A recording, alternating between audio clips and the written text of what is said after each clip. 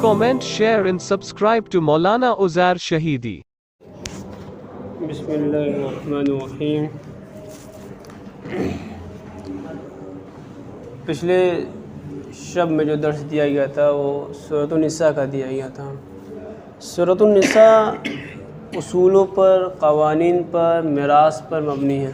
اس میں بہت سارے قوانین ذکر کیے گئے ہیں، میراث کے متعلق، غلاموں کے متعلق، باندھنے کے متعلق۔ یہ ایسے قوانین ہیں جو بغیر پریکٹیکل سے انسان کو سمجھ نہیں آئیں گے۔ تقریر کرنے والے تقریر کر دیں گے لیکن اس کو سمجھ میں نہیں آئے گا۔ اس کے لیے باقاعدہ بورڈ اور بلیک بورڈ کا انتظام ہونا چاہیے تاکہ انسان کو جو اسے سمجھائی جا رہی ہے اس کو لکھ کر کے یا پریکٹیکل اس کو کیا کیا جائے، سمجھا جائے۔ اس لیے میں نے پھر سوچا کہ اس کو انشاءاللہ عید کے بعد جو یہاں انشاءاللہ کا ہفتے والی درس قرآن قائم کیا جائے گا، اس میں یہ بات تھوڑی اور سمجھاتی ہے کہ میراث کے متعلق کیا ہے، کیونکہ مسلمانوں کے اندر میراث کے متعلق بہت سے سوالات ہوتے ہیں۔ اب بہت ہی کاہلی کام ہوتا ہے میراث کے متعلق۔ میراث جو ہوتی ہے وہ اللہ تعالیٰ کا طے کرتا ہوا قانون ہے، اسے کوئی تبدیل نہیں کر سکتا۔ اللہ تعالیٰ نے ہر چیز کا نظام بنایا ہے، ہر چیز کے حقوق کو پیش کیا ہے۔ والدین کے کیا حقوق ہیں، بھائیوں کے کیا حقوق ہیں، بہنوں کے کیا حقوق ہیں، پھوپھیوں کے کیا حقوق ہیں، خالہ کے کیا حقوق ہیں، ہر چیز کے حقوق کو اللہ تعالیٰ نے پیش کیا ہے، بتایا ہے۔ یہ حق ہے قرآن کا۔ اب جو لوگ میراث کو نہیں دیتے ہیں اور یہ سمجھتے ہیں کہ جہیز دے دیا گیا اور ان کے حصے کے میں برات اور ولیمہ میں اور ادھر ادھر پیسہ لگا دیا گیا اور ان کو گھر بنا دی، تو اس سے اس قرآن کا جو حقوق ہے، حکم ہے، یہ پورا نہیں ہوگا۔ جہیز جو نظام ہے یہ قرآن کا نہیں ہے، یہ باہر کا نظام ہے۔ میراث کا جو نظام ہے وہ قرآن کا ہے۔ آخرت میں یہ نہیں پوچھا جائے گا کہ آپ نے اپنی بیٹی کو جہیز دیا کہ نہیں دیا، ایسی فریج دی کہ نہیں دی۔ آخر میں اس کے مطلب سوال نہیں کیا جائے گا، پوچھا یہ جائے گا جو مال دیا تھا وہ کہاں خرچہ گیا، جو حقوق جو ہم نے بتائے تھے اس میں خرچہ گیا کہ غیر جگہ خرچہ گیا، اس کے مطابق پوچھا جائے گا۔ تو بہرحال سورۃ النساء پوری سورہ اسی پر ہے۔ تو اب جو سورہ ہے جو نئی جو سورہ یہاں شروع ہو رہی ہے وہ سورہ لقمان ہے۔ پہلی بات تو یہ کہ حضرت لقمان جو ہیں وہ کوئی نبی نہیں تھے، ایک شخص تھے۔ قرآن میں اسلام کی خاصیت جو اچھی چیز ہوتی ہے وہ لے لی جاتی ہے، اس کا تذکرہ کر دیا جاتا ہے۔ تو قرآن میں جدھر انبیاء علیہ السلام کے تذکرے ہیں اور ان کے قوموں کے تذکرے ہیں، اسی طرح حضرت لقمان علیہ السلام ان کا علیہ السلام اسے لگایا جاتا ہے کہ دعا کے طور پر علیہ السلام لگایا جاتا ہے کہ علیہ السلام کہ اللہ کے ان پر کیا سلامتی ہوں، علیہ السلام اسی ان کو لگایا جاتا ہے۔ تو حضرت لقمان جو تھے وہ کوئی نبی نہیں تھے، لیکن ان کو اللہ تعالیٰ کو حکمت دے رکھی تھی، اور ان کی حکمت کا یہ طریقہ یہ تھا کہ ایک غلام تھے، ان کے آقا نے کہا کہ جانور ذبح کرو اور جو سب سے اچھی چیز ہے وہ لے کے آ جاؤ، ایک بکرا ذبح کرو اور جو پورے بکرے میں سب سے اچھی چیز ہے وہ لے کے چلے آؤ۔ تو حضرت لقمان علیہ السلام نے کیا کیا، بکرے کو ذبح کیا اور دل اور زبان لے آ کے پیش کر دیا، دل اور زبان لے آ کے پیش کر دیا۔ پھر کہا ان سے لقمان علیہ السلام سے ایک اور جانور ذبح کرو، جو سب سے بری چیز ہے جانوروں میں وہ لے کر کے آؤ۔ پھر ذبح کیا اور پھر دل اور زبان لے کے چلے گئے۔ اب بادشاہ نے کہا یہ کیا بات ہے، جب اچھی چیز کر لائیں تب بھی تم یہ پیش کرو، بری چیز لائے تب بھی تم پیش کرو۔ حضرت لقمان علیہ السلام کو جواب دیا کہ اگر یہ دونوں چیزیں صحیح ہیں، دل و زبان، تو پورا جانور صحیح ہے، اچھا ہے، اور اگر یہ دونوں چیزیں خراب ہیں تو پورا جانور کیا ہے، بدتر ہے۔ یہ ان کی حکمت تھی۔ اللہ تعالیٰ ان کو بہت ساری حکمتوں سے نوازا، انہی کی حکمت کو اللہ تعالیٰ نے بیان کیا اور باقاعدہ ایک الگ سی سورۃ لقمان کے نام سے جو 21ویں پارے میں ہے وہ اللہ تعالیٰ نے بیان فرمایا، جس میں فرمایا جا رہا ہے بسم اللہ الرحمن الرحیم الف لام میم تلک آیات الکتاب الحکیم ہدی ورحمۃ للمحسنین۔ الف لام میم یہ کتاب حکمت والی کتاب کی آیات ہیں، اس میں طرح طرح کے قوموں کے تذکرے اور طرح طرح کے ظالموں کے تذکرے کیے گئے ہیں تاکہ انسان ان سے جو ہے عبرت لے سکے۔ حکمت والی کتاب لوگوں کے لیے یہ قرآن کی صفت ہے۔ کبھی قرآن کو ہدی للمتقین کہا کہ پکارا جاتا ہے، کبھی قرآن کو ہدی للناس کا پکارا جاتا ہے، کبھی قرآن کو حکمت والی آیات کا پکارا جاتا ہے۔ یہ قرآن کی خصوصیت ہے، جو انسان اس قرآن کا علم رکھتا ہے، فہم رکھتا ہے، تو پوری دنیا کی کوئی بھی طاقت اسے بیوقوف نہیں بنا سکتی، ہرا نہیں سکتی، کیونکہ قرآن کہہ رہا ہے جو اس پہ عمل کرے، آگے جو تذکرہ ہے ہدی و رحمت للمحسنین، نیکی کرنے والوں کے لیے ہدایت اور رحمت ہے۔ اب نیکی کرنے والے دو طرح کے ہوتے ہیں، ایک وہ لوگ جو ہوتے ہیں جو محسن دو طرح کے ہوتے ہیں، ایک نیکی کرنے والے ہوتے ہیں، ایک نیک ہوتے ہیں۔ نیکی کرنے والے الگ ہیں اور نیک آدمی الگ ہیں۔ نیکی کرنے والا راستے سے کاٹا ہٹاتے، یہ نیکی کرنے والا ہے، اندھے کو راستہ پا کراتے، یہ نیکی کرنے والا ہے۔ اور نیک کون ہے؟ نیک لوگ وہ لوگ ہیں جو رشتوں کو جوڑے رکھے ہیں، جو حسن سلوک کریں، والدین کے ساتھ حسن سلوک کریں، بھائیوں کے ساتھ اچھا برتاؤ کریں، یہ نیک لوگ ہیں، یہ ان کی صفت ہی نیک ہے۔ اور نیکی کرنے والے کون ہیں؟ جو راستے سے تکلیف دہ چیز کو ہٹا دیں۔ دونوں قسمیں ہے کہ محسنین نیکی کرنے والوں کے لیے ہدایت اور رہنمائی، اور وہ ہے کیا نام ہے، رحمت ہے۔ اب بات یہ ہے کہ قرآن پوری انسانیت کو اتارا گیا، تو اس میں سے نیکی کرنے والے شرط کیوں لگائے گئے؟ قرآن کا جو خطاب ہے، قرآن کا جو بیان ہے پوری انسانیت سے، کیونکہ ہدی للناس ہے، اور ہدی للناس جب کہا کہ جو قرآن کہتا ہے تو اس میں ہندو بھی ہیں، سکھ بھی ہیں، جینی بھی ہیں، بدھسٹ، تمام انسانیت ہے، تمام لوگ ہیں، تمام آدم کی اولاد ہیں۔ لیکن اس سے کون لوگ فائدہ اٹھائیں گے؟ اس سے وہی لوگ فائدہ اٹھائیں گے جو نیکی کرنے والے ہوتے ہیں، قرآن ان کی رہنمائی کرتا ہے۔ بھائی جب ایک انسان نے ایڈمیشن کرا لیا کالج میں، تو اب اس کے لیے شرط کیا جو کالج کے رولس ہیں انہیں فالو کریں، اور جب تک یہ کالج کے رولس کو فالو کرتا رہے گا تو کالج کے نظام میں یہ نیک رہے گا لڑکا، وقت پہ آ رہا ہے، وقت پہ جا رہا ہے، وقت پہ رہ رہا ہے، ڈسپلن کا خیال رکھ رہا ہے، ہر چیز کا رولس کو فالو کر رہا ہے، یہ کیا نیکی کرنے والے۔ تو اب کوئی ایک آدمی کالج کے باہر کا ہے، اب وہ رولس نہیں فالو کرا تو وہ نیکی کرنے والوں میں سے نہیں ہوگا، کیوں؟ اس نے ایڈمیشن نہیں کرایا۔ بھائی رولس کس کے لیے ہوتے ہیں؟ جس نے ایڈمیشن کرایا ہوتا ہے۔ رولس جس نے ایڈمیشن کرایا تو اس کے رولس ہوتے ہیں، جس نے ایڈمیشن نہ کرایا اس کے کوئی رولس نہیں ہوتے ہیں۔ تو یہ جو محسنین ہیں اور جو متقین ہیں، انہوں نے اسلام کے اندر اپنا ایڈمیشن کرایا ہے، کلمہ کے ذریعے انہوں نے اپنا ایڈمیشن کرایا ہے، تو قرآن رحمائی کسی کرے گا؟ ان کی کرے گا، نہ کہ ان کی کر رہا، ان کو دعوت دے رہا قرآن کو دعوت دے رہا۔ جب قرآن کے اندر اسلام کے اندر داخل ہوئے تب قرآن کی رہنمائی کرے کہ تجارت کیسی ہو، گھر کا نظام کیسا ہو، ماں باپ کے ساتھ برتاؤ کیسا ہو، اور اچھے اخلاق کس طرح ہو، نبی تمہارے لیے کیوں ایڈے بنے، یہ سب بات ہی باتیں۔ بھائی انسان جب پہلے پیدا ہوتا ہے تو اس کے اوپر شرط کیا ہے؟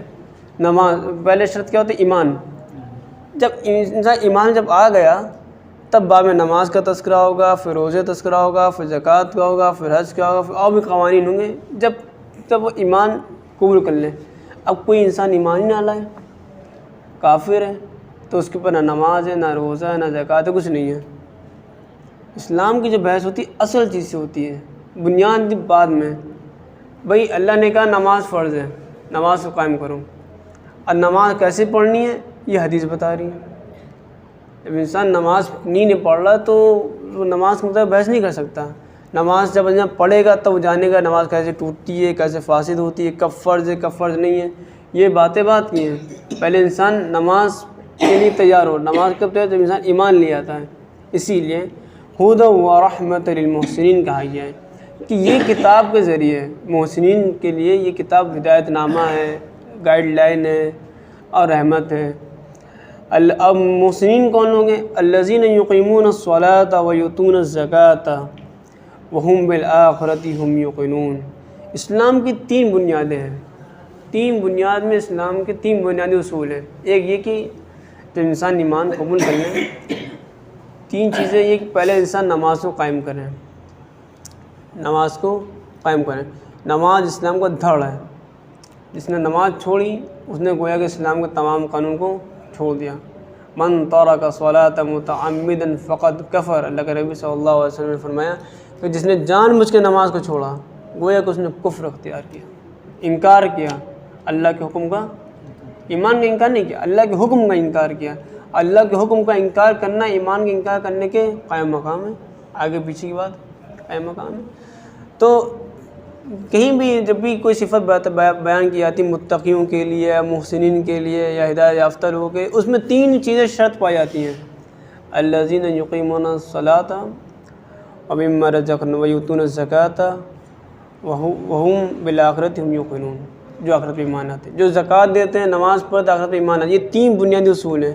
انہی 3 بنیادی اصول سے انسان کو مومن کہا جاتا ہے۔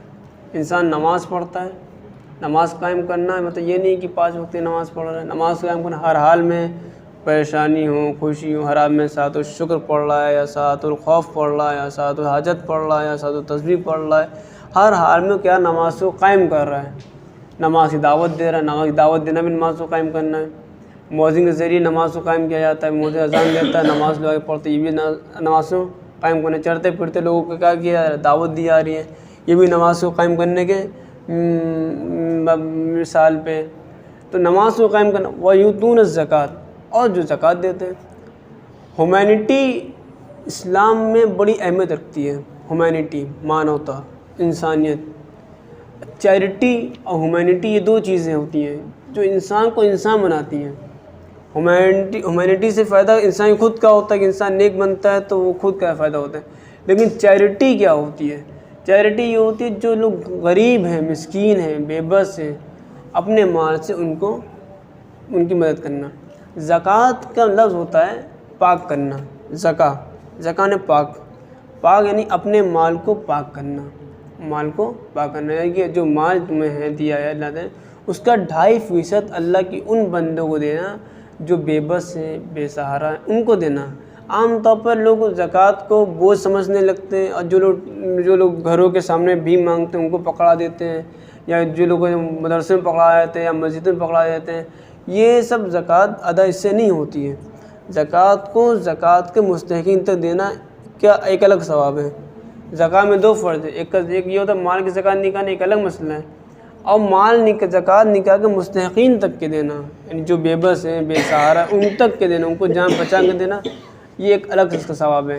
اور زکوٰۃ دینے کے لیے انسان کو سب سے پہلے اپنے رشتوں میں ڈھونڈنا چاہیے کہ ہمارے رشتے میں کون ہیں جو قرض دار ہیں، کون ہیں جو بے بس ہیں۔ عام طور پر زکوٰۃ ان کو دی جاتی ہے جو دور دراز کے رہتے ہیں، نہیں، اسلام میں پہلے کیا اپنوں کو دیکھو۔ اگر تمہارے رشتوں میں کوئی ایسا ہے جو قرض دار ہیں، بے بس ہے، پیسے کی ضرورت ہے، تو زکوٰۃ اس کو دے دی۔ اس میں آپ کو 2 اجر ملیں گے۔ ایک اجر کیا ملے گا؟ زکوٰۃ ادا کرنے کا الگ ثواب ملے گا، اور خیر خواہ کرنے کا الگ ثواب ملے گا، حسن اخلاق کا الگ ثواب ملے گا، 2 اجر ملیں گے زکوٰۃ اپنوں کو دینے میں۔ لیکن تحقیق کرو کون اپنوں میں زکوٰۃ کا مستحق ہے، کوئی قرض دار ہیں جو مطلب بوجھ سے دبا پڑا قرضے کے، ان کے قرضوں کو ادا کیا جائے، کوئی بیوہ ہے، بے بس ہے، ان کی مدد پیسوں سے کر دی جائے، اس طرح کی مدد کی جائے، زکوٰۃ اس طرح ادا کیا جائے۔ اور وَهُمْ بِالْآخِرَةِ هُمْ يُوقِنُونَ، اور جو آخرت پر ایمان لے کے آتے ہیں۔ آخرت پر ایمان لانا یہ انسان کی ایک امید کا ایک ذریعہ ہوتی ہے۔ کسی بھی قوم میں آخرت پر ایمان نہیں ہے، ہندوؤں میں بالکل نہیں ہے، اور ایسے عیسائیوں میں بھی بالکل ہے، لیکن خطرناک کے برابر ہے، جس کا نتیجہ یہ ہوتا ہے جو سوسائڈ ہوتی ہے یا غیروں میں زیادہ اس لیے کہ ان کا ماننا یہ کہ ہم ختم، معاملہ ختم، ہم ختم، معاملہ ختم۔ سب سے زیادہ چوری، ڈکیتی اور مرڈر اور ادھر ادھر کے جو مافیا گیری ہوتی ہے وہ اس لیے کیا جاتا ہے کہ انسان کے اندر آخرت کا ایمان ختم ہو جاتا ہے۔ انسان یہ بھول جاتا ہے کہ ہمیں کل اللہ کے سامنے حاضر ہونا ہے، حساب کتاب دینا ہے، جواب دینا ہے، اس کی بارگاہ میں کھڑے ہو کے، حقوق العباد میں کھڑے ہو کے جواب دینا ہے۔ جب انسان یہ بھول جاتا ہے نا، تب وہ چور بنتا ہے، تب وہ شرابی بنتا ہے، تب وہ جواری بنتا ہے، تب وہ ڈکیت بنتا ہے، تب وہ لٹیرا بنتا ہے، اخلاق کو توڑنے والا بنتا ہے، ماں باپ سے بدتمیزی کرنے والا بنتا ہے، نماز کو چھوڑنے والا، روزے کو چھوڑنے والا، زکوٰۃ کو ہڑپ کرنے والا بنتا ہے، میراث کو ٹھوس لینے والا بنتا ہے، جب انسان کے اندر آخرت پہ ایمان نہیں ہے۔ لیکن جس کے اندر ایمان ہوتا ہے وہ بچتا ہے کہ ہمیں کل آخرت میں پیش ہونا ہے، تب وہ احتیاط کرے گا، بچنے کی پوری کوشش کرے گا۔ انسان ہے، ظاہر سی بات ہے، کہنے کی خطا تو ہو ہی جاتی ہے۔ اللہ کے نبی صلی اللہ علیہ وسلم نے فرمایا کل ابن آدم خطاؤن، تمام آدم کی اولاد خطا کار ہے، لیکن بہترین خطا کار وہ جو توبہ کر لیں۔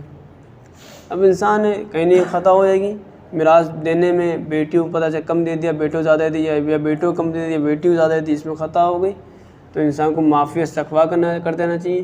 جو آخرت پر جو ایمان ہوتا ہے, جو آخرت ایمان کی تعلیم دی, انسان کی امید ہے کہ بھائی چلو ابھی نہیں, آخرت میں اللہ تعالیٰ حساب دے ہی دے گا, اللہ تعالیٰ اجر دے دے گا. بھائی ایک حدیث میں آتا ہے جو انسان دعا مانگ رہا ہے اور اس کی دعا قبول نہیں ہو رہی ہے, تو یہ اس کی تو گویا کہ کل قیامت دن اس کے سامنے ایسا اجر لایا جائے گا کہ وہ کہے گا کاش میں دنیا کی دعا قبول ہی نہ ہوتی.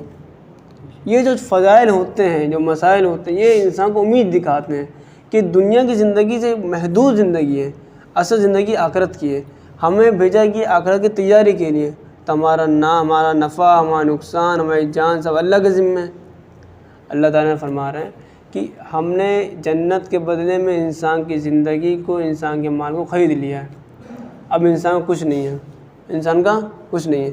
انسان یہاں آیا ہے, انسان کیا کمائے گا, کتنا کمائے گا, ہم بتائیں گے اس کو. انسان کب پیدا ہوگا, کب مرے گا, ہم بتائیں گے اس کو. اب جب انسان جو قانون دیا گیا ہے, قوانین جب انسان کو دیے گئے ہیں, جب انسان اس پر عمل کرتا ہے, جب جنت میں چلا جائے گا. اب جنت میں کیا کرے گا وہ انسان جانے. دنیا میں کیا کرنا ہے اللہ بتا رہا ہے, اور جنت میں کیا کرنا ہے یہ انسان جانے. اللہ تعالیٰ نے کیا کیا, جنت کے بدلے میں انسان کو خرید لیا ہے, انسان کی جان کو, انسان کے مال کو خرید لیا ہے. اب ہمارا مال ہمارے ہاتھ میں نہیں ہے, ہمارا مال چوری, اگر ہمارا مال ہمارے ہاتھ میں ہوتا نہ ہمارا نقصان ہوتا, نہ ہماری چوری ہوتی, نہ ہوتی. ہماری جان اگر ہمارے ہاتھ میں ہوتی, نہ ہم کہیں مرتے, نہ ہماری کبھی طبیعت خراب ہوتی, نہ ہمارا کبھی ایکسیڈنٹ ہوتا. تو پتہ یہ چلا کہ انسان کی جو زندگی یا جو جان اور مال ہے سب اللہ کے قبضے قدرت میں. اللہ جب چاہے گا کسی کو بیماری دے دے گا, کسی کو ہارٹ اٹیک دے دے گا, کسی کو شوگر کی بیماری دے دے گا, کسی کو ایکسیڈنٹ کرا دے گا. اللہ کے ہاتھ میں. بھائی ایک انسان ہے, کسی مشین بنائی ہے, اب اس کے ذمے وہ چاہے موٹا دھیما لگائیں, کمزور لگائے, چاہے کوالٹی والا لگائے, چاہے لو کوالٹی والا لگائے, اس کی ذمہ داری ہے. بھائی اس کی ذمہ داری ہے. اسی طرح جو انسان کی زندگی ہے وہ محدود ہے, اور جنت کی زندگی وہ لامحدود ہے. اب جو آخری جو تعلیم دی جاتی ہے انسان کو امید دلائی جاتی ہے, بھئی یہ دیکھو اس کے بعد زندگی ایک ہے. تو گویا کہ تم لوگ آدمتیاں نہ کرو, سوسائڈ نہ کرو, کیونکہ تمہیں پوچھا جائے گا کہ اللہ پوچھے گا جان میری تھی, تمہاری زندگی تھی, وہ میرے قبضے میں تھی, تم نے کیسے خود سے سوسائڈ کی, تم نے کیسے خود کو اپنے آپ کو قربان جان دے دی. وہ قیامت تک کہ جس حالت میں انسان, حدیث میں آتا ہے کہ انسان جس حالت میں خودکشی کرتا ہے, چھری مار لیا, سوسائڈ کر لیا, تو عالم برزخ میں قیامت تک کہ وہ ویسے ہی اپنے اوپر حرکت کرتا رہے گا, چھری مارتا رہے گا. کوئی انسان چھری سے مارا ہے تو چھری مارتا رہے گا, کوئی انسان کود کے مارا تو اس کو کودایا جائے گا, بابا کودایا جائے گا, تاکہ تو مرنے کو مزے لے. اس لیے اس لیے کہا کہ یہ لوگ آخرت پہ یقین رکھتے ہیں. اب ان کی بشارت کہ اولئک علی ھدی من ربہم واولئک ھم المفلحون. یہ وہ لوگ ہیں جو اپنے رب کی طرف سے ہدایت پر ہیں, کامیاب ہیں. اللہ تعالیٰ ان کو ہدایت دے رکھی ہے, نماز بھی پڑھتے ہیں, روزہ بھی سب بھی کرتے ہیں, اور یہ لوگ کامیاب ہیں, یہ لوگ کامیاب. تو پتہ یہ چلا کہ انسان کی کامیابی کی 3 بنیادیں ہیں. ایک وہ نماز کو قائم کرتا ہے, دوسرا وہ زکوٰۃ ادا کرتا ہے, تیسرا یہ کہ وہ آخرت پر ایمان رکھتا ہے. بس جس کے اندر یہ 3 کوالٹی ہوں گی وہ صالح بھی ہوگا, وہ نیک بھی ہوگا, وہ پاک صاف رہنے والا ہوگا, وہ صاف ستھرا رہنے والا ہوگا, وہ اچھے معاشرے کا اچھے معاشرے میں رہنے والا, اچھے معاشرے تشریح کرنے والا ہوگا. اگر یہ تینوں کوالٹی کسی اندر نہیں رہی تو وہ چور بھی ہوگا, وہ لٹیرا بھی ہوگا, وہ ڈکیت بھی ہوگا. انسان چوری ڈکیتی کب کرتا ہے؟ آخرت پر جب ایمان نہیں ہوتا ہے, جب اس کے اندر دل میں ایمان ہی نہیں ہے کہ ہمیں جو ہے اللہ تعالیٰ سے پیش ہونا ہے. بھائی جس کے اندر پرنسپل خوف نہیں ہے تو وہ گھنٹہ گول کرے گا. کوئی کالج میں پڑھ رہا ہے, اس میں خوف نہیں, پرنسپل میں کچھ کر نہیں پائے گا, یہ یقین ہے کہ پرنسپل میں کچھ کر نہیں پائے گا, تو کیا کرے گا؟ وہ گھنٹہ گول کرے گا, ٹیچر سے بدتمیزی کرے گا. لیکن جس کے اندر خوف ہے ٹیچر ہمارا نام کاٹ دے گا تو وہ نہ گھنٹہ گول کرے نہ ٹیچر بدتمیزی کرے گا. بھائی انسان جو ہے کیا نام ہے, ڈس بیلنس کب ہوتا ہے؟ جب کوئی انسان کا کوئی لمٹ ہی نہیں ہوتی ہے. اب انسان ہے جس کو شوگر ہے اور وہ دبا کے میٹھا کھا لیں تو کیا ہوتا ہے؟ شوگر ہائی ہو گئی. لیکن اسے پتہ کہ شوگر سے ہے ہمیں نقصان ہوگا میٹھا تو پرہیز کرے گا. تو پرہیز کون کرتا ہے؟ جس کو ایمان, جب اس کو یقین ہوتا ہے کہ اگر ہم پرہیز نہیں کریں تو ہمیں نقصان ہو جائے گا. تو دنیا میں پرہیز کون کرے گا؟ جس کو یقین ہوگا کہ ہم پرہیز دنیا میں نہیں کریں گے ہمارا آخرت میں نقصان ہو جائے گا, اس لیے وہ پرہیز کرے گا. اب آگے اللہ تعالیٰ فرما رہا ہے کہ وَمِنَ النَّاسِ مَن يَشْتَرِي لَهْوَ الْحَدِيثِ لِيُضِلَّ عَن سَبِيلِ اللَّهِ بِغَيْرِ عِلْمٍ. اور لوگوں میں کچھ ایسے لوگ ہیں جو فضول کی چیزوں کو خریدتے ہیں, لہو الحدیث سے مراد وہ چیزیں ہیں جس سے انسان اللہ سے غافل ہو جاتا ہے۔ اس میں کرکٹس بھی آتے ہیں، ٹی وی بھی آتے ہیں، موجودہ دور میں آلات بھی آتے ہیں، گانے۔ پہلے دور میں کیا ہوتا تھا کہ لوگ جو ہے اللہ سے غافل کرنے کے لیے کہ بازار کی کچھ لڑکیاں خرید جاتے تھے، وہ گانا باجا کرتے تھے، لوگ قوالیاں گاتے تھے تاکہ انسان مگن ہو جائے، مست ہو جائے۔ جب انسان کسی چیز مست ہو جاتا ہے نا، اس نہ نماز کو رہتا ہے نہ روزے کو رہتا ہے۔ جس طرح اس دور میں IPL کا دور ہوتا ہے، اب IPL میچ کے چکر میں انسان نماز بھی چھوڑ دیتا ہے، قرآن بھی چھوڑ دیتا ہے۔ یہ سب لہو الحدیث میں شامل ہیں، فضول کی چیز، اس سے نہ دنیا کا فائدہ نہ آخرت کا فائدہ۔ لہو الحدیث سے کیا ہے؟ یہ فضول چیزیں جن سے نہ دنیا کا فائدہ نہ آخرت کا فائدہ۔ اسی طرح ٹیلی ویژن ہے، ٹی وی ہے، ریڈیو ہے، ویڈیو گیمس وغیرہ، کیا یہ لہو الحدیث ہے؟ بھائی ایک کرکٹ ہے، چلو کوئی بات نہیں، کرکٹ سے انسان کی جسم میں طاقت بنتی ہے، پھرتیلی آتی ہے۔ والی بال ہے، فٹ بال ہے، اس سے انسان چل رہا ہے، دوڑ رہا ہے، ٹانگوں میں تھوڑی پھرتیلی آتی ہے، حرکت آتی ہے، چلو یہ فائدہ چلو تھوڑا جسمانی فائدہ ہے۔ لیکن یہ ویڈیو گیم اور ٹی وی اور سنیما، اس سے کوئی فائدہ نہیں ہے۔ تو اسے قرآن کہہ رہا ہے کہ لہو الحدیث ہے یہ کیوں، یہ آلات کیوں استعمال کیا جاتے ہیں؟ تاکہ یہ لیضل عن سبیل اللہ بغیر علم، کہ بغیر علم سے اللہ کے راستے سے کو روکے۔ کوئی انسان نماز پڑھ رہا ہے، پڑھنے جا رہا ہے، دوستوں بھی جو بیٹھا ہوا ہے، اب بھیا کوئی اچھا سیریل آ گیا، لا بھیا اس کو بھی دیکھ لیتے لگے ہاتھ، جس کے نتیجے میں کیا ہوتا ہے؟ نماز قضا ہو جاتی ہے، تلاوت قضا ہو جاتی ہے۔ ان سب سے کوئی فائدہ نہیں ہوتا ہے۔ یہ سب چیزیں کیا ہے؟ اللہ سے دور کرنے کی چیزیں ہیں، یہ سب چیزیں اللہ سے۔ بھائی کرکٹ دیکھنے سے کیا فائدہ ہوتا ہے؟ بھئی انسان کرکٹ کھیل رہا ہے، فائدہ ہے، چلو انسان کا جسم بڑھ رہا ہے، پھرتیلی آ رہی ہے، اور اس سے انسان طاقتور ہو رہا ہے، دوڑ رہا ہے، رننگ تیز ہو رہی ہے، ورزش ہو رہی ہے۔ لیکن دیکھنے سے کیا فائدہ ہے؟ بھائی دیکھنے کا فائدہ تو ہے نہیں، صرف ٹائم کیا ہو رہا ہے؟ ضائع ہو رہا ہے۔ بھائی جیتیں گے ان کے نام ملے گا، ہاریں گے ان کے اوپر سوال کتاب ہوں گے، ہمارا کیا فائدہ؟ ہمارا کوئی فائدہ ہے؟ کوئی فائدہ نہیں ہے۔ تو یہ سب فضول کی چیزیں وہ چیزیں جن سے جو انسان کو اللہ کے ذکر سے غافل کریں۔ اسی لیے اللہ تعالیٰ فرما رہا ہے کہ لیضل عن سبیل اللہ بغیر علم، ان کا مقصد صرف یہ ہوتا ہے کہ اللہ کے راستے سے لوگوں کو بغیر علم کے روک دیں۔ وَيَتَّخِذَهَا هُزُوًا، اور اس کا دوسرا مقصد یہ ہوتا ہے کہ یہ دین کا مذاق بنائے لوگوں کا۔ یعنی جو انسان میچ چھوڑ کر نماز پڑھنے آ رہا ہے، لوگ اس کا مذاق اڑا رہے ہیں، تو نماز کو جا رہا ہے، چھکا پڑھنے والا ہے، لوگ مذاق بنائیں، ہنسی اڑائیں، دین کی ہنسی اڑائیں۔ تو ان کے لیے کیا سزا ہے؟ اولئک لہم عذاب مہین، ان کے لیے دردناک عذاب ہے۔ ان کے لیے جو لوگ ان آلات کے ذریعے یا جو لوگ لہو الحدیث کے ذریعے لوگوں کو اللہ کے ذکر سے روکتے ہیں، اور جو لوگ اللہ کو یاد کرتے جاتے ہیں تو ان کا لوگ مذاق اڑاتے ہیں، ان کے لیے دردناک عذاب ہے، کیونکہ انہوں نے اللہ کے دین کا انہوں نے ایک نمازی کا مذاق نہیں اڑایا، انہوں نے نماز کا مذاق اڑایا ہے، اللہ کے قوانین کا مذاق، اس لیے ان کے لیے دردناک عذاب ہے۔ وَإِذَا تُتْلَىٰ عَلَيْهِ آيَاتُنَا، جب ان کو قرآن کے حوالے سے کہا جاتا ہے بھائی نماز فرض ہے، چلو نماز چلو، تو وہ کیا کرتے ہیں؟ وَلَّا مُسْتَكْبِرًا، تو وہ منہ پھیر لیتے ہیں گھمنڈ کے ساتھ، ٹھیک ہے چلو آتے ہیں، ابھی میچ دیکھ لے آ رہے ہیں۔ یہ سب کیا؟ یہ منہ پھیرنے کی کیا علامتیں ہیں؟ تو قرآن کہہ رہا ہے وَلَّا مُسْتَكْبِرًا، یہ لوگ منہ کو پھیر لیتے ہیں، یہ لوگ منہ پھیر لیتے ہیں۔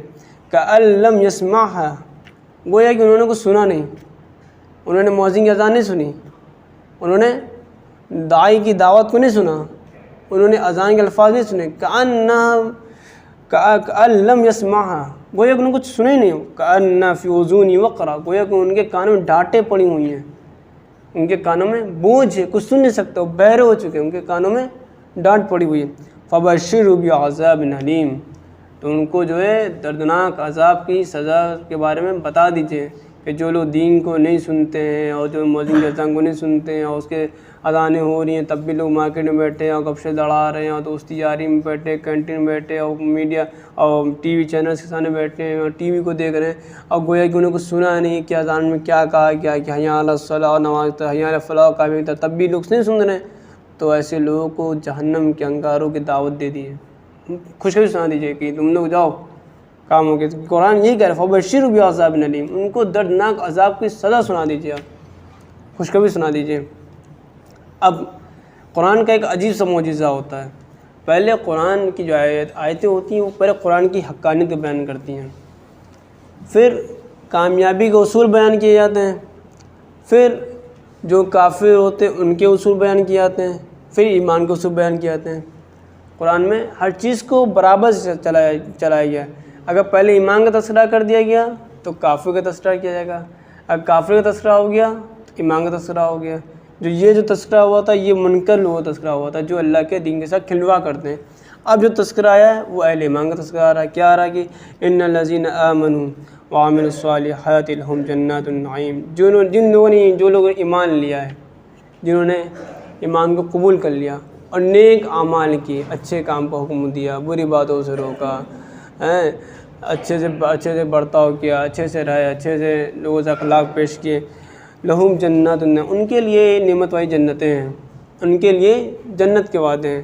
کیا ہے؟ خالدین فیہا، وہ اس میں ہمیشہ رہیں گے، وہ ان جنتوں میں ہمیشہ رہیں گے۔ وعد اللہ حقا، اور یہ اللہ کا سچا وعدہ ہے۔ یعنی کہ جو لوگ ایمان لے آئے ہیں اور جو لوگ ایمان کے ذریعے سے، ایمان کی وجہ سے دنیا میں ستائے جا رہے ہیں، پریشان کیا، یہ اللہ کا وعدہ ہے کہ اللہ انہیں جنت میں ڈالے گا، یہ اللہ کا وعدہ ہے۔ وَهُوَ الْعَزِيزُ الْحَكِيمُ، اور زبردست حکمت والا ہے، وہ زبردست حکمت۔ تو اس لیے یہ نہیں سوچنا چاہیے کہ مسلمانوں کی جو ناکامی ہے یہ مسلمانوں کی وجہ سے ہو رہی نہیں، یہ اللہ کا قانون ہی ہے، یہ اللہ کا قانون۔ اللہ جس کو پسند کرتا ہے اسی کو آزماتا ہے، ہر ایک کو اللہ نہیں آزماتا۔ اللہ تعالیٰ نے حضرت ابراہیم علیہ السلام کو آزمایا آگ میں ڈال کے، تو کہ اللہ ان کو ناپسند کرتا تھا، وہ تو اللہ کا دوست ہے، خلیل کا لقب ملا ہوا تھا، کہ آزمایا گیا۔ بھائی محبوب کو آزمایا جاتا ہے، محبوب کو آزمایا جاتا ہے۔ ہر انسان کہتے ہیں میں آپ سے محبت کرتا ہوں، میں محبت کرتا ہوں، میں محبت کرتا ہوں، یہ تھوڑی نہیں محبت ہوتی۔ محبت یہ ہوتی کہ محبوب کی دی ہوئی آزمائش پہ آپ صبر کریں۔ آپ حضرت ایوب علیہ السلام کو اللہ تعالیٰ نے بیماری کے ذریعے آزمایا، یعقوب علیہ السلام کو اللہ تعالیٰ نے اولاد کے ذریعے آزمایا، اسماعیل علیہ السلام کو آزمایا، ابراہیم علیہ السلام کو آزمایا، نوح علیہ السلام کو آزمایا، یہاں تک کہ اللہ کے نبی صلی اللہ علیہ وسلم کو بھی آزمایا گیا۔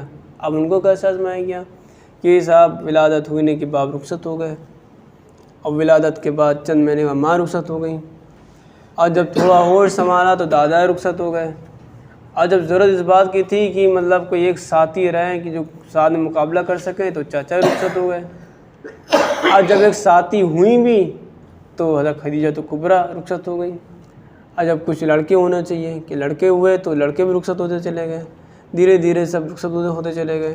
تو گویا کہ اللہ کے نبی صلی اللہ علیہ وسلم کو بہت اللہ تعالیٰ نے آزمایا، خاندان کے نم تنہا کر دیا، پورے میدان میں اللہ تعالیٰ نے تنہا کر دیا، کسی نبی کو اس طرح آزمایا نہیں گیا۔ ہاں انبیاء کو آزمایا گیا، لوگوں نے آرا سے کاٹے، جوتے چپل مارے، ہر چیز کیا، ہر طرح جس حساب سے آزمانا تھا، جو حرکت لوگ کرتے تھے وہ سب کیے۔ کسی کو اس طرح نہیں آزمایا کہ بیٹا چھین لیا، کہ حضرت یعقوب علیہ السلام بیٹے تھے لیکن چھینے نہیں گئے، یعقوب علیہ السلام کے 12 بیٹے تھے لیکن چھینے نہیں گئے، ان کو آزمایا گیا کہ یوسف علیہ السلام کے ذریعے ان کو آزما دیا گیا، حالانکہ 11 بیٹے تھے، صبر کر لیتے، ان کو پتہ تھا کہ جو پارویں گیا ہے یہ نبی ہے۔ اسماعیل علیہ السلام کو چھینا نہیں تھا اللہ تعالیٰ ابراہیم علیہ السلام سے، لیکن اللہ کے نبی صلی اللہ علیہ وسلم سے سب چھینے گئے، ماں باپ بھی چھینے گئے، بیوی چھینی گئی، اور جو لڑکے تھے وہ بھی چھینے گئے۔ تو گویا کہ یہ کیا ہے؟ اللہ کی طرف سے آزمائش ہے۔ تو اللہ تعالیٰ جس کو پسند کرتا ہے اس کو آزماتا ہے۔ اس لیے اہل ایمان کو مایوس ہونی نہیں چاہیے۔ اہل ایمان اگر مایوس ہو رہا ہے تو گویا کہ اس کے ایمان کی کمی ہے۔ اہل ایمان کو اسلام کی تو خاصیت ہی اسلام کی ہے، اسلام جتنا دبے گا اتنا پھیلے گا، اسلام جتنا دبے گا۔ آپ کو دکھ رہا ہے کہ ہندوستان کی میں مسلمان لڑکیاں مرتد ہو رہی ہیں، یہ دکھایا جا رہا ہے آپ کو دکھایا جا رہا ہے کہ یہاں کی مسجدوں میں آگ لگائی جا رہی ہے، توڑا جا رہا ہے، پھوڑا، یہ سب دکھایا جا رہا ہے۔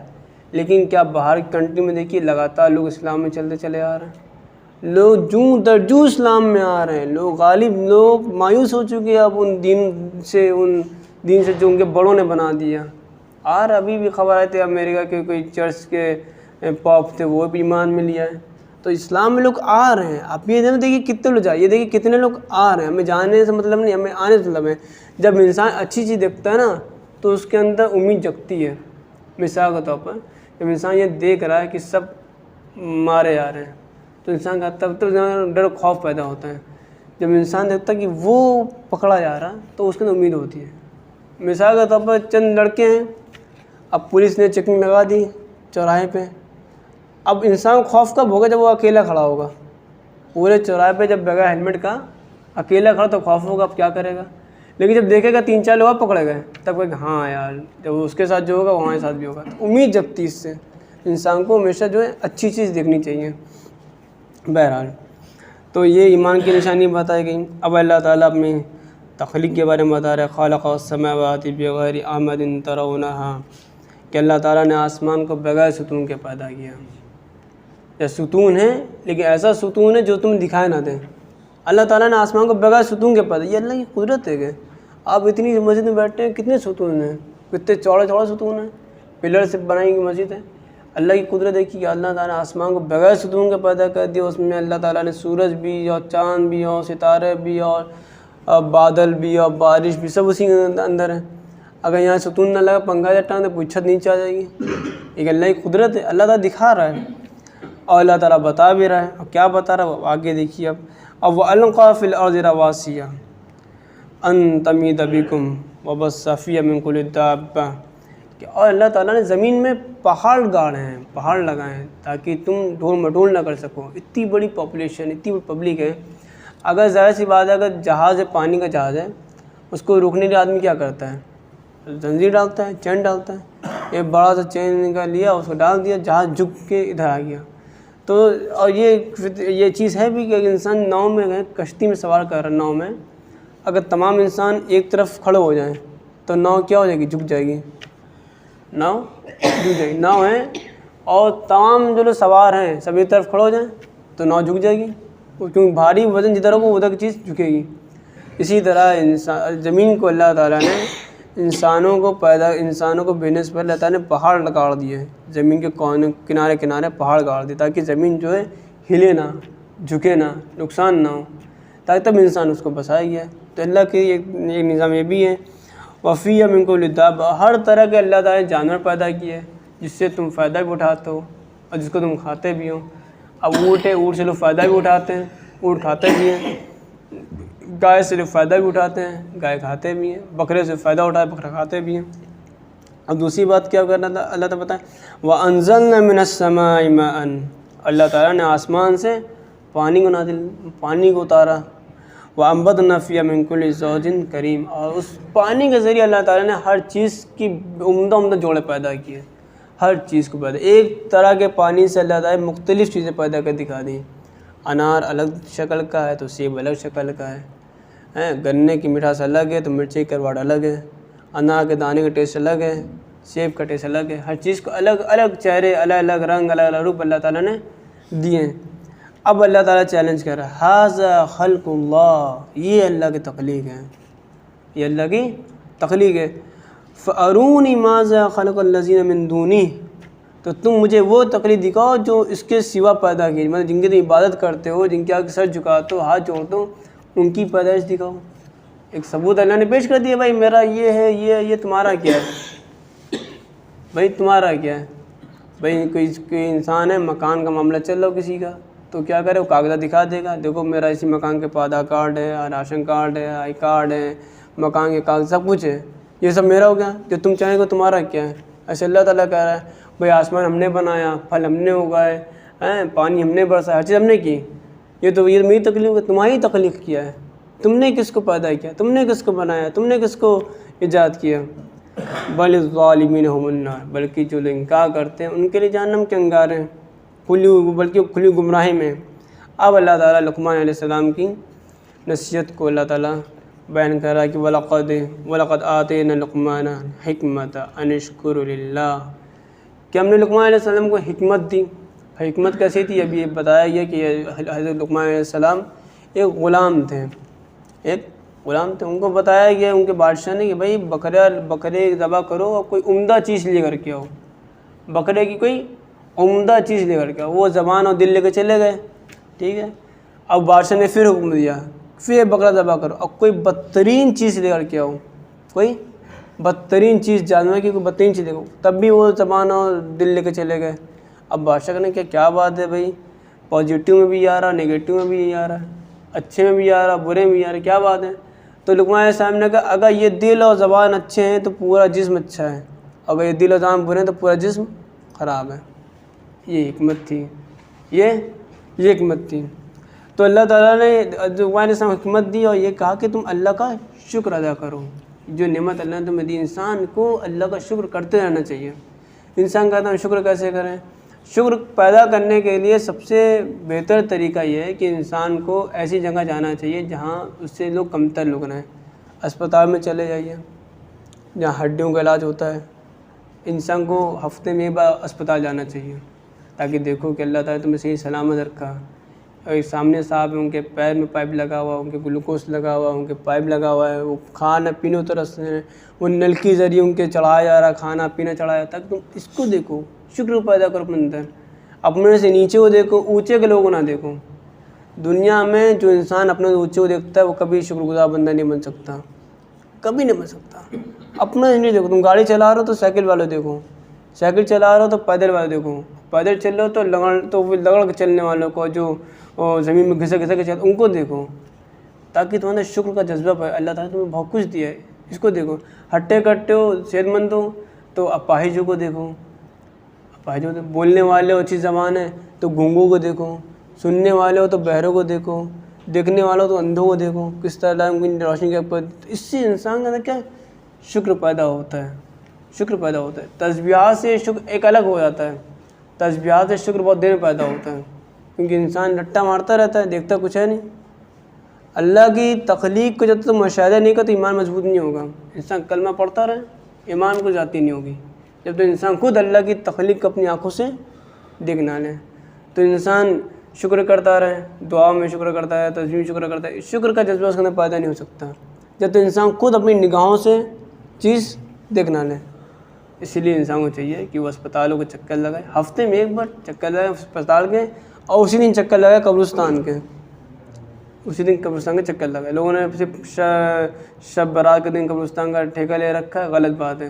ہر دن جانا چاہیے قبرستان، اور معاشرے قبرستان ہو چکے جتنا ہے ادھر قبرستان، تو اسپتال قبرستان کے چکر انسان کو لگانا چاہتا ہے کہ انسان کے اندر شکر کا جذبہ پیدا ہو۔ شکر کا جذبہ انسان کو پیدا کرنا ہے تو دو جگہ چکر لگا جائے، اسپتال کے اور قبرستان کے، بس شکر پیدا ہو جائے گا اس کے اندر۔ وَمَن يَشْكُرْ فَإِنَّمَا يَشْكُرُ لِنَفْسِهِ، اور جس نے اللہ کا شکر کیا اس نے اپنے لیے کیا۔ انسان جب اللہ کی نعمت کا شکر ادا کرتا ہے تو اللہ تعالیٰ اس کی نعمت میں برکت دے دیتا ہے۔ اور شکر کرنا دو طرح کا ہوتا ہے، ایک انسان ہے کہ آپ کی مدد کر دی، آپ قرض دار تھے، آپ کو کسی نے پیسے دے دیے تو آپ اس کا شکریہ ادا کریے، بھائی تمہارا شکریہ، اس کا شکریہ ادا کرنا گویا کہ آپ نے اللہ کا شکریہ ادا کیا۔ اللہ تعالیٰ نے اس کو ذریعہ بنایا آپ کی مدد کا۔ جو انسان کا شکر ادا نہیں کرتا وہ اللہ کا بھی شکر ادا نہیں کرتا۔ اس لیے انسان کا بھی شکر ادا کرنا چاہیے کہ اللہ کا شکر ہے کہ تم نے مدد کی، تم نے ہماری کیا کی، مدد کی، تب انسان اللہ کا شکر ادا کرے۔ لیکن ومن کفر، اور جس نے ناشکری کری، فإن اللہ غنی حمید، تو اللہ کا تمہاری شکر گزاری کی ضرورت نہیں ہے، اللہ بے نیاز ہے تم لوگوں سے۔ اللہ کیا ہے؟ پوری دنیا مل کر اللہ کی ناشکری کریں تب بھی اللہ کے خزانے میں کمی نہیں آئے گی، کبھی نہیں آئے گی۔ اب پوری دنیا مل کر اللہ کی شکر گزاری کرے تب بھی اللہ کے عظمت و جلال میں کوئی اضافہ نہیں ہو سکتا۔ خود اتنا، بھائی جو انسان غنی ہے اس کو کیا ضرورت ہے کہ بندہ اس کے آگے شکر کرے یا اس سے مانگے یا کوئی کم کرے، کچھ کمی نہیں ہونے والی۔ بھائی سمندر ہے، سمندر سے پورا لکھنؤ پانی پی رہے، کوئی کمی ہوگی سمندر میں؟ نہیں ہوگی، کوئی کمی نہیں ہوگی۔ اللہ تعالیٰ کی رحمت اور نعمت تو بارش کی طرح ہے، جدھر چاہو ادھر برس رہی ہے، جتنی چاہو اتنی برس رہی ہے۔ تو اب انسان جب شکر کریں تب بھی ٹھیک، نہ کرے تب بھی ٹھیک، اللہ کیا جا رہا ہے بھائی؟ یہ جو اپنا، بھائی اب پرچہ بن گیا ہے، اب انسان محنت کرے تو اتنا، نہ کرے تو اپنا، رزلٹ اس سے خود آئے گا نا، ٹیچر تھوڑی نہ آئے گا رزلٹ۔ اس لیے انسان کو اللہ کا شکر کرنا چاہیے۔ وَوَصَّيْنَا الْإِنسَانَ بِوَالِدَيْهِ حَمَلَتْهُ أُمُّهُ وَهْنًا عَلَى وَهْنٍ وَفِصَالُهُ فِي عَامَيْنِ أَنِ اشْكُرْ لِوَالِدَيْكَ، اور ہم نے انسان کو ان کے والدین کے متعلق وصیت کی کہ وہ اللہ کا عبادت کریں اور والدین کے ساتھ حسن سلوک کریں۔ انسان دو چیزوں سے پیدا ہوا ہے، ایک اللہ کے تخلیق سے اور دوسرے ماں باپ کے ذریعے سے، دوسرے ماں باپ کے ذریعے سے پیدا ہوا ہے۔ اس لیے اللہ تعالیٰ نے جہاں یہ کہا کیا ہے، وَقَضَىٰ رَبُّكَ أَلَّا تَعْبُدُوا إِلَّا إِيَّاهُ، کہ اللہ تعالیٰ کا حکم ہے، فیصلہ ہے کہ اللہ کے علاوہ کسی کی عبادت نہیں ہوگی، وبالوالدین احسانا، اب والدین سے حسن سلوک کیا جائے گا. جہاں بھی اللہ کی عبادت کا تذکرہ آیا وہاں والدین کے ساتھ حسن سلوک کا معاملہ پیش آیا. تبھی اوپر چل رہا تھا کہ اللہ کا شکر ادا کرو، اور نیچے کیا چل رہا ہے کہ والدین کے ساتھ حسن سلوک کرو. اب کیوں حسن سلوک کرو؟ حملتہ امہ وہنا علی وہن، کہ انہوں نے تکلیف در تکلیف ان کو اپنے حمل میں رکھا. بچہ پیٹ میں جتنا بڑا ہوتا جاتا ہے اس کی ماں اتنی کمزور ہوتی چلی جاتی ہے، اٹھنے بیٹھنے کو وہ پریشان ہو جاتی ہے. تو اس کی تکلیف کو اللہ تعالیٰ نے ظاہر بیان کیا کہ جس تکلیف کے ساتھ تم کو پیدا کیا گیا ہے اور جس تکلیف کے ساتھ تم کو رکھا گیا ہے، اسی تکلیف کو سامنے رکھتے ہوئے اس کو کیا کرو؟ شکر ادا کرو.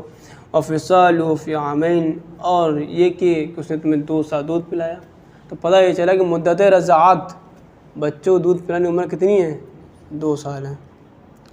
عامین 2 سالوں کہتے ہیں، عام سال، عامین 2 سال کو. تو بچوں کو دودھ پلانے کی عمر کیا ہے؟ 2 سال ہے. تو وفصالہ فی العامین، تمہیں 2 سال دودھ پلائے. انشکر لی ولوالدیک، میرا شکر ادا کرو اور اپنے والدین کو شکر ادا کرو کہ اللہ تعالیٰ نے تمہیں والدین کو اتنی ہمت دی کہ تم کو صحیح سلامت اندر رکھا، تم کو کھلایا پلایا ہم نے اپنے ذریعے سے. تم والدین کو شکر ادا کرو. الی المصیر، اور تم سب کو تو ہماری طرف لوٹ کے آنا ہے، تم سب کو تو آخر میں ہماری ہی طرف لوٹ کے آنا ہے. اور پھر اللہ تعالیٰ کہہ رہا ہے وَإِن جَاهَدَاكَ عَلَىٰ أَن تُشْرِكَ بِي، اگر تمہارے والدین یہ کہیں کہ تم اللہ کے ساتھ کسی کو شریک کرو، اللہ کے ساتھ کسی کو ملاؤ، توحید کے ساتھ شرک کو ملا دو، تو کیا کرو؟ مَا لَيْسَ لَكَ بِهِ عِلْم، جس کے مطابق تمہیں کو علم نہیں ہے، تو فَلَا تُطِعْهُمَا، تو ان کی اتباع ہرگز مت کرنا. تو پتہ یہ چلا کہ توحید میں کسی بھی طرح کوئی کمپرومائز نہیں ہو سکتا. ایمان کے ساتھ کوئی کمپرومائز نہیں ہے، کوئی کمپرومائز نہیں ہے.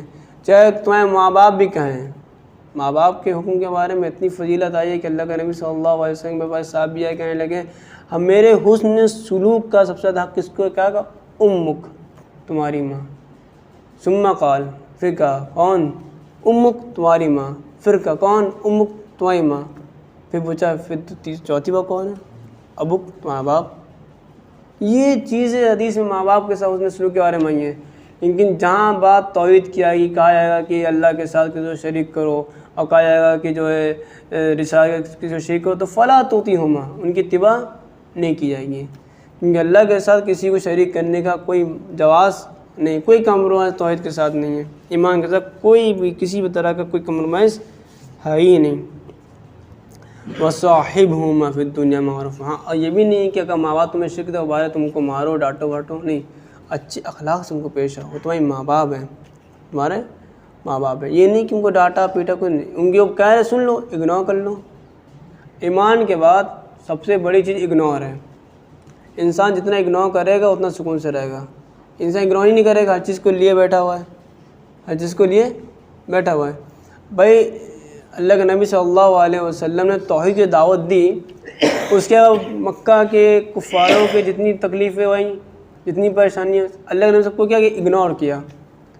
اگر اللہ کے نبی کہتے بتاؤ یہ لوگ ہمیں امین کہتے ہیں، امانت دار کہتے ہیں، سچے کہتے ہیں، اب یہ ظلم کر رہے ہیں، اب ہٹاؤ نہیں کریں دعوت، اگنور ہی نہ کرتے ہیں.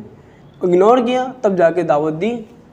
تو انسان کا ہوتا ہے اگنور جب تک انسان نہیں کرتا ہے. بری چیز کو اگنور کرو، اب برے خیالات کو اگنور کرو، برے کیفیت کو اگنور کرو، تب جا کے ایمان تو اندر کیا آئے گا؟ داخل ہوتا چلا جائے گا. تو جب تمہارے ماں باپ نے کہ یہ کہا ہے کہ شرک کرو تو ان کی اتباع مت کرو، ان کو اگنور کروں گی، اس بات کو اگنور کرو، لیکن ان کے ساتھ اچھے حسن سلوک کا معاملہ کرو. وَاتَّبِعْ سَبِيلَ مَنْ أَنَابَ إِلَيَّ، اور ہمارے راستے کی اتباع کرو. ثُمَّ إِلَيَّ مَرْجِعُكُمْ، اور تم سب کو تو ہماری طرف لوٹ کے آنا ہے. تم سب کا جو آخری ٹھکانہ ہے ہماری طرف آنا، ہمارے محشر میں جمع ہونا تم سب کو. وَإِلَيَّ مَرْجِعُكُمْ فَأُنَبِّئُكُمْ بِمَا كُنْتُمْ تَعْمَلُونَ، پھر ہم تمہیں بتائیں حقیقت کیا ہے، پھر ہم تمہیں بتائیں گے توحید کیا ہے، سچائی کیا ہے، امانت داری کیا ہے، تم نے کیا دنیا میں کیا ہے، وہ سب تمہیں بتائیں گے. پھر اس کے بعد بتایا جا رہا ہے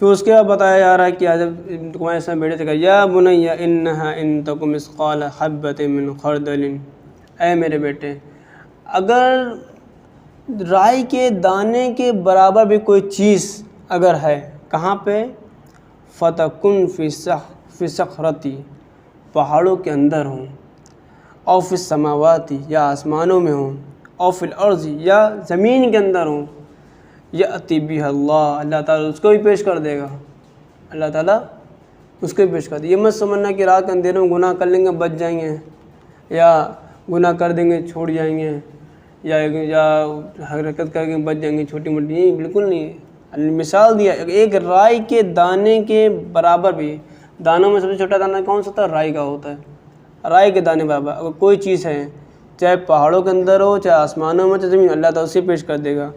ان اللہ لطیف خبیر، اللہ تعالیٰ باریک بینی رکھنے والا ہے۔ یا بنی اقیم الصلاۃ، اے میرے بیٹے نماز کو قائم کرو، وأمر بالمعروف، اچھے کاموں کو حکم کرو، وانہی عن المنکر، اب بری باتوں سے روکو۔ جب قرآن میں تذکرہ کیا جاتا ہے اچھے کام کو حکم کرو بری باتوں سے روکو، تو آگے کیا لفظ آتا ہے؟ وَاصْبِرْ، صبر کرو۔ اس کا مطلب یہ ہوا کہ جب انسان اچھے کاموں کو حکم کرے گا، بری باتوں سے روکے گا، تو اس پہ آزمائشیں آئیں گی، تکالیف آئیں گی، پریشانی اس کو ہوں گی۔ تو نبی پاک صلی اللہ علیہ وسلم جب توحید کی دعوت دی مکہ کے لوگوں کو، تکلیف پہلے نہیں آتی تھی۔ جب تک آپ نے توحید کی دعوت نہیں دی، مکہ پہ چڑھ کے آپ کے اوپر کوئی تکلیف نہیں آئی، سب آپ کو ہاتھ لے رہے تھے، آپ کو ہاتھ امانت دار کہہ رہے تھے۔ لیکن جب آپ نے حق بات کہی، اچھی بات کہی کہ سب اللہ کی بات کرو، تکلیف اس کے بعد سے آنا شروع ہو گئی۔ تو پتہ یہ چلا کیونکہ جب انسان حق بات کہے گا، اچھی بات کہے گا، تو تکلیف اس کے بعد آئے گی۔ اسی لیے اللہ نے فرمایا کہ اچھائی کا حکم کرو بری باتوں سے، وَاصْبِرْ مَا أَصَابَكَ، اور جو تمہیں جو تکلیف پہنچے اس پہ صبر کرو، اس پہ کیا کرو؟ صبر کرو۔ اِنَّ ذَلِكَ مِنْ عَزْمِ، یہ بے شک یہ صبر کرنا جو ہے یہ بہت بڑا کام ہے۔ تکلیف پر صبر کرنا یہ بہت بڑا کام ہے۔ ہر انسان تکلیف پہ صبر نہیں کر، دوسرے کی پہنچائی ہوئی تکلیف پر صبر کر ہی نہیں سکتا۔ تبھی اللہ نے کہا اِنَّ ذَلِكَ مِنْ عَزْمِ الْأُمُورِ، یہ بہت بڑا کام ہے کہ انسان کی پہنچائی ہوئی تکلیف پہ کیا کریں؟ صبر کرو۔ وَلَا تُسَعِّرْ خَدَّكَ لِلنَّاسِ، اور لوگوں سے منہ موڑ کے منہ پھلا کے بات نہ کرو، ایٹیٹیوڈ میں نہ رہو لوگوں سے، یعنی اللہ نے مال دے رکھا، صحت دے رکھا، لوگوں سے حنک کے ساتھ بات کر رہو، بالکل نہیں، حنک کے ساتھ بات مت کرو۔ وَلَا تَمْشِ فِي الْأَرْضِ مَرَحًا، اور اترا کے مت چلو، زمین پر اترا کے مت چلو، ایٹھن میں نہ چلو، اکڑ میں نہ چلو، گھمنڈ مت چلو۔ ان اللہ لا يحب كل مختال فخور، اللہ تعالیٰ اترا کر اور گھمنڈی انسان کبھی پسند نہیں کرتا۔ بڑی سی بڑی شخصیتیں تباہ ہو جاتی ہیں جس کے اندر گھمنڈ آ جاتا ہے۔ گھمنڈ بہت بری چیز ہے، جس کے اندر بھی گھمنڈ آ گیا وہ تباہ ہو گیا، جس کے اندر عبادت کا گھمنڈ آ گیا وہ اپنی عبادت لے کے ڈوب گیا، جس کے اندر مال کا گھمنڈ آ گیا وہ مال لے کے ڈوب گیا، علم کا گھمنڈ آ گیا علم لے کے ڈوب گیا۔ جس چیز کا گھمنڈ آپ کے اندر آئے گا وہ چیز آپ کو لے کے ڈوب جائے گی۔ اسی لیے انسان کو گھمنڈ سے بچنا چاہیے۔ اللہ تعالیٰ گھمنڈی اور تکبر والے انسان کو کبھی پسند نہیں کرتا۔ جتنی بڑی شخصیتیں آپ دیکھیں گے، قارون کیوں تباہ ہوا؟ قارون تباہ کیوں ہوا؟ کیونکہ اس کے اندر گھمنڈ تھا، اس کے اندر گھمنڈ تھا۔ فرعون کیوں تباہ ہوا؟ اس کے اندر گھمنڈ تھا۔ بڑی سی بڑی حکومتیں کیوں تباہ ہوئیں؟ گھمنڈ تھی۔ افغانستان میں امریکہ کیوں تباہ ہوا؟ گھمنڈ تھا اس کے اندر، ہمیں کوئی ہرا نہیں سکتا، لیکن کیا ہوا؟ بیٹا ہارا، ہے نا؟ تو جس کے اندر گھمنڈ ہوگا، جس قوم میں ہوگا، جس انسان میں ہوگا، جس عالم، جس مفتی، جس قاضی کے اوپر گھمنڈ ہوگا، جس چیز سے بھی گھمنڈ ہوگا، وہ چیز کو لے کے ڈوب جائے گی۔ اللہ تعالیٰ گھمنڈ کو کبھی پسند نہیں کرتا، کیونکہ اللہ تعالیٰ نے انسان کو مٹی سے بنایا ہے۔